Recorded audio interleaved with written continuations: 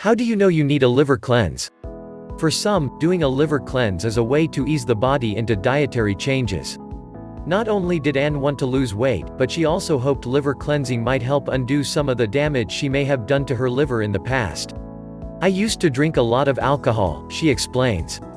Alcohol is hard on the liver, and heavy drinking can contribute to the development of cirrhosis, fatty liver, and other liver diseases.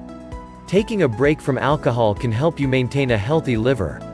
Alcohol is but one of many substances that can damage your liver. Even breaking down high-fat, high-sugar foods or medications taxes the liver. People who eat a lot of processed food or who do not eat a diet rich in organic fruits and vegetables can benefit from cleansing. What are the other signs you may be ready for a liver detox?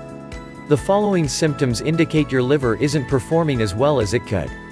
Occasional constipation, bloating, intestinal upset, heartburn, bad breath, mood swings, low energy, discomfort after eating, fullness or dull pain under the right rib cage.